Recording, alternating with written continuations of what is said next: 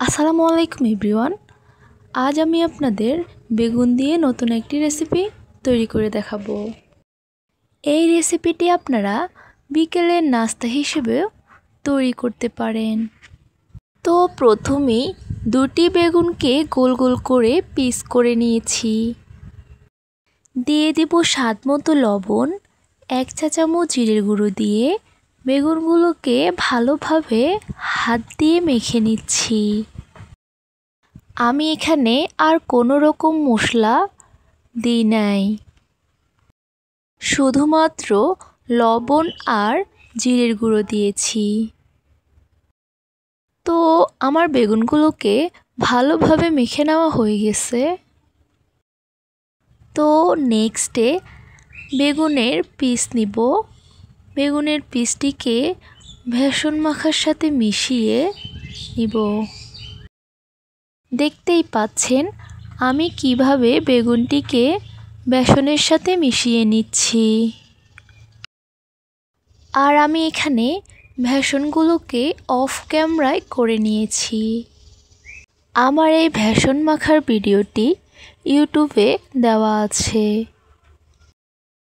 তো আমি সবগুলো বেগুনকে বেসনের সাথে মিশিয়ে এক এক করে সবগুলো বেগুন তেলে ছেড়ে দিব।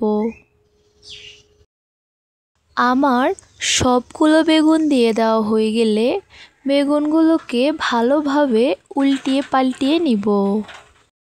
আর চুলার আঁচটি কিন্তু আমি একদম মিডিয়াম হিটেই রেখেছি।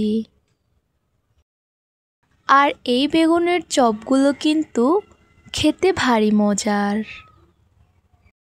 বেগুনের চপগুলো তৈরি করতে কিন্তু এত বেশি টাইম লাগে না, অল্প সময়ের মধ্যেই তৈরি করতে পারবেন। আস্তে আস্তে দু একটি বেগুনের চপ লালচে হয়ে আসছে। তো যেগুলো লালচে হয়ে আসছে সেগুলো আমি নামিয়ে নিচ্ছি। আর যেগুলো বাকি রয়েছে সেগুলোকে আমি উল্টিয়ে দিব।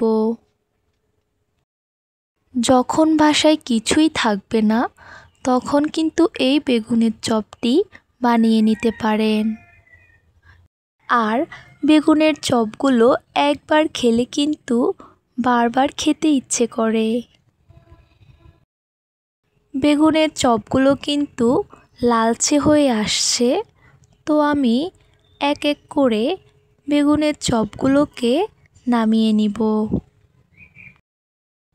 এই বেগুনের চপ রেসিপিটি যদি আপনাদের ভালো লাগে তো সবাই একবার হলেও বাসায় ট্রাই করে দেখবেন।